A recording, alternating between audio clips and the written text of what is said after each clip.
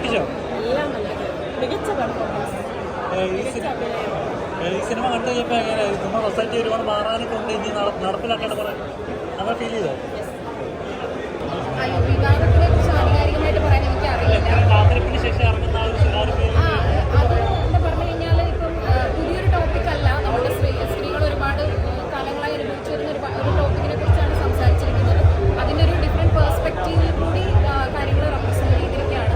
പിന്നെ പേരിനെ കുറിച്ച് ഞാൻ പറഞ്ഞില്ല, എനിക്ക് ആധികാരികമായിട്ട് പറയാൻ അറിയില്ല. വിമൺ റെപ്രസെൻറ്റേഷൻ ആയിട്ടാണ് എനിക്ക് തോന്നുന്നത്. ചർച്ച ചെയ്യപ്പെടുന്ന വിഷയങ്ങൾ തന്നെയാണ്. അതെ അതെ, ഉറപ്പായിട്ടും നന്നായിട്ട് തന്നെ ചെയ്തിട്ടുണ്ട്.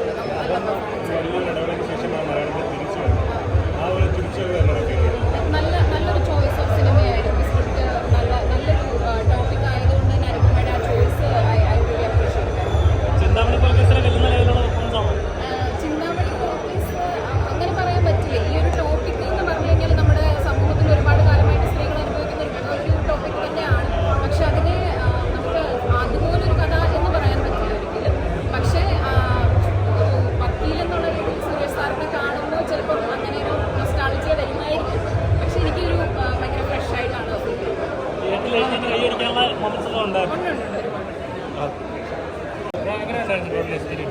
ടോട്ടൽ എക്സ്പീരിയൻസ് ഒരു ഫസ്റ്റ് ഹാഫ് കണ്ടിറങ്ങി ആ ഒരു ഫീലിലേക്ക് സെക്കൻഡ് ഹാഫ് വന്നിട്ടില്ല. കാരണം ഫസ്റ്റ് ഹാഫിൽ നല്ല സുരേഷ് ഗോപിയുടെ സീനുകളും ഒരു Suresh Gopi versus police force എന്നുള്ള രീതിയിലേക്ക് പോയി. സെക്കൻഡ് ഹാഫ് ആകുമ്പോഴത്തേക്ക് അതിൻ്റെ ഗ്രാഫ് കുറച്ച് താഴുകയാണ് ഉണ്ടായത്. ചില കാസ്റ്റിങ്ങുകൾ ഇപ്പോൾ പ്രത്യേകിച്ച് മാധവ് സുരേഷിൻ്റെ കാസ്റ്റിംഗ് ഒക്കെ പാളിപ്പോയി എന്ന് പറയുന്ന രീതിയിൽ തന്നെ വന്നു. കാരണം ഒരുപാട് ലെങ്തി ആയിട്ടുള്ള റോളുകൾ വന്നിട്ടുണ്ട്. മൊത്തത്തിൽ നോക്കുകയാണെങ്കിൽ ഒരു ആവറേജ് അനുഭവമായിട്ടാണ് സിനിമയിൽ വന്നത്. അതായത് സുരേഷ് ഗോപി, അനുപമ, ബൈജു എന്ന് പറയുന്ന ആ ഒരു ടീം, യദുകൃഷ്ണനൊക്കെ വേറെ ലെവലും ഈ ജൂനിയർ ലെവലുള്ള വേറെ ലെവലുമായിട്ട് സിനിമയായിട്ട് ബ്ലെൻഡ് ആവാത്ത തോന്നി. പിന്നെ ഫസ്റ്റ് ഹാഫും സെക്കൻഡ് ഹാഫും തമ്മിലുള്ളതൊക്കെ വരുമ്പോഴത്തേക്ക് കുറച്ച് സ്ലോ പേസിലേക്ക് പടം മാറി. മൊത്തത്തിൽ നോക്കിയ ഒരു വാച്ചബിളായിട്ടുള്ള ഒരു അനുഭവമാണ്. നല്ല കാലിക പ്രസക്തമായ സബ്ജക്റ്റൊക്കെ സംസാരിക്കുന്നുണ്ട്. പിന്നെ ജാനകി എന്നുള്ള പേര് ഇടയ്ക്ക് മ്യൂട്ട് ചെയ്യുന്നുണ്ട്, ഇടയ്ക്ക് മ്യൂട്ട് ചെയ്യുന്നില്ല. അതിൻ്റെ ആവശ്യം എന്തായിരുന്നു തന്നെ തോന്നിപ്പോയി സിനിമ കണ്ടപ്പോൾ. മൊത്തത്തിൽ ഒരു ആവറേജ് അനുഭവമാണ് സിനിമ. JSK എന്ന് പറയുന്ന ഈ ഒരു ചിത്രം നല്ലൊരു ചിത്രം തന്നെയായിരുന്നു. എന്തായാലും പേരിൻ്റെ പേരിലൊക്കെ വിവാദം ഉണ്ടായ ഒരു ചിത്രം. അതാണ് ഒരു പ്രേക്ഷകരെന്ന നിലയിൽ ഒരുപാട് പേരിലേക്ക് എത്തിയത്. പക്ഷെ വിവാദത്തിൻ്റെ ആവശ്യമുണ്ടോ എന്നുള്ളത് എന്തായാലും അതിൻ്റെയൊക്കെ കാര്യങ്ങളൊക്കെ ബഹുമാനപ്പെട്ട കോടതി അതിനൊരു തീരുമാനമെടുത്തു. ഒരു സിനിമയിലേക്ക് വരികയാണെങ്കിൽ സുരേഷ് ഗോപി എന്ന നടൻ്റെ കുറച്ച് നാളുകൾക്ക് ശേഷം ഒരു ബെസ്റ്റ് പെർഫോമൻസ് തന്നെയായിരുന്നു ഈ ഒരു.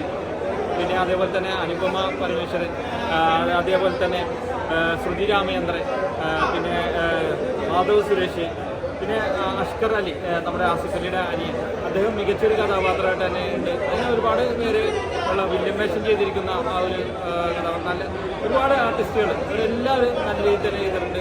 തീർച്ചയായിട്ടും ഒരു പ്രേക്ഷകൻ എന്ന നിലയിൽ എനിക്ക് സംതൃപ്തി നൽകിയ ഒരു ചിത്രം തന്നെയായിരുന്നു JSK. നല്ല രീതിയിൽ നമ്മൾ കുറേ കേരള സർക്കാർ ചെറിയൊരു ഇഷ്യൂസ് എല്ലാം ഈ സിനിമയിൽ മെൻഷൻ ചെയ്ത് പോകുന്നുണ്ട്. ഇപ്പോൾ സീരിയസ് ആയിട്ട് എടുക്കുന്നില്ലെങ്കിലും മെൻഷൻ ചെയ്യുന്നുണ്ട്. പിന്നെ ഒരു പക്ക ഒരു സ്റ്റോറി ബാക്ക്ഗ്രൗണ്ടിൽ കൂടെയാണ് പടം പോകുന്നത്. ഇപ്പോൾ ലാസ്റ്റ് ഒരു 10 മിനിറ്റ് ക്ലൈമാക്സ് തോന്നുമ്പോൾ നമ്മളെന്നെ ചിന്തിക്കും, ഡബിൾ മൈൻഡ് ആവും. കാരണം ആ ഒരു കൺസെപ്റ്റ്, ആ ഒരു വെറൈറ്റി കൺസെപ്റ്റ് ആയിരുന്നു. കാരണം ഞാൻ ചർച്ച ചെയ്യാത്തൊരു വിഷയം നമ്മുടെ ജനങ്ങളിലേക്ക് എത്തിച്ച് ഞാൻ ഇതുവരെ സിനിമയിൽ ആ ഒരു വിഷയം കണ്ടിട്ടില്ല. അത് ഹൈലൈറ്റിൽ എടുത്തിട്ടുണ്ട്. പടം നല്ല ഡീസൻറ്റ് ഉള്ള മൂവിയാണ്.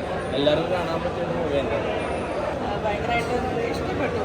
കാരണം സ്ത്രീകളുടെ വിഷയം സംസാരിക്കുന്ന ഒരു മൂവിയാണല്ലോ.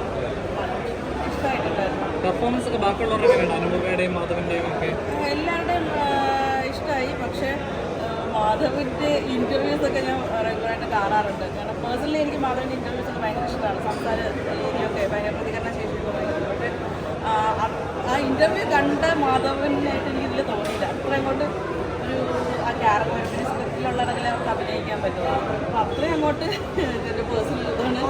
ക്ലൈമാക്സ് ഒക്കെ എങ്ങനെയുണ്ടായിരുന്നു?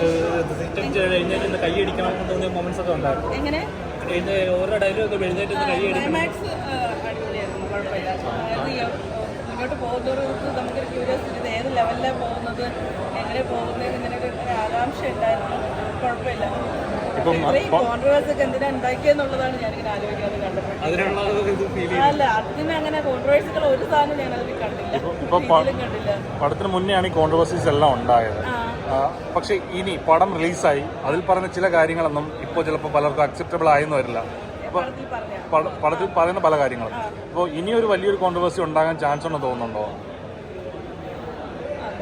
കഴിഞ്ഞാലല്ല ഇതിൻ്റെ ശരിക്കും പറഞ്ഞാൽ പേര് കണക്ക് തന്നെ സംസ്ഥാന സർക്കാരിന് പറയുന്ന കുറേ കാര്യങ്ങളുണ്ട്, പറഞ്ഞിരിക്കുന്നതും ഇവിടെ നടന്നു പോയിട്ടുള്ള പല കാര്യങ്ങളും പറയുന്നുണ്ട്, പ്രതിപാദിക്കുന്നുണ്ട്.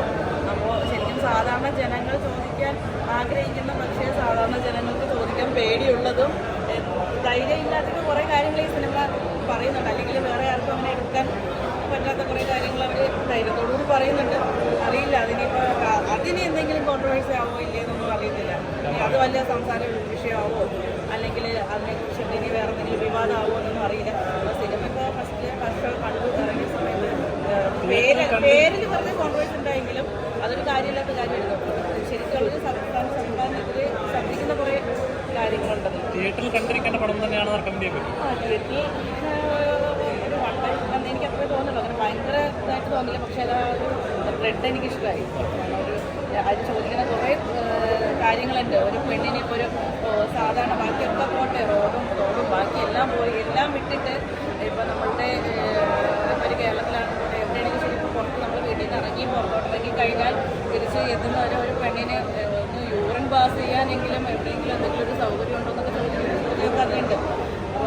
അപ്പോൾ സെക്കൻഡ് ഹാഫിലുള്ള കുറേ ക്വസ്റ്റ്യൻസ് ഒരു വുമൺ എന്നുള്ള രീതിയിൽ, ഒരു പെണ്ണെന്നുള്ള രീതിയിൽ, അല്ലെങ്കിൽ ഒരു കോമൺ സാധാരണ ഒരു പെണ്ണെന്നുള്ള രീതിയിൽ ഇപ്പോൾ നമുക്ക് ബസ്സിലും ട്രെയിനൊക്കെ യാത്ര ചെയ്യും സാധാരണ രീതിയിൽ സാധാരണക്കാരെ പോലെ ജീവിക്കുന്ന ഒരു സ്ത്രീ ചിന്തിക്കും കുറേ കാര്യങ്ങൾ. ഇത് എന്നെ കൂടി പറഞ്ഞില്ലെങ്കിൽ നമ്മളെ കൂടി പ്രതിപാദിക്കുന്ന വിഷയമല്ലേ എന്ന് ചിന്തിക്കും. അതേക്കുറിച്ച് പറയാം. പിന്നെ ഡയലോഗ് ഡെലിവറി സംഭവങ്ങളൊക്കെ കോൺട്രോൾ മാസിൻസ്, പിന്നെ അത്യാവശ്യം നൈസ് ഡയലോഗ്സ് ഉണ്ട്. ജെസ്സിക്ക് വേണ്ടിയാണ് പടം കാണുന്നത്. നല്ല ടീമുണ്ടായിരുന്നു. ഓവറോളെങ്കിലും ആവറേജ് ശ്രദ്ധിക്കണം. ഫൈറ്റ്സിലൊക്കെ പുള്ളിയുടെ ഒരു ഓറയൊക്കെ ഉണ്ടായിരുന്നു. നമ്മൾ പണ്ട് പോലെ കാണുന്ന ആ ഒരു ഓറ അത് പുള്ളിക്ക് ഇപ്പോഴും പെയിൻറ്റ് ചെയ്യുന്നുണ്ട്. നമുക്കത് സ്ക്രീനിൽ കാണുമ്പോൾ മാസിലേക്ക് അഷ്കർ അലിയും അനുപമയൊക്കെ കാണുന്നു. എല്ലാവരും ക്ലോസ് ഉണ്ടായിരുന്നു.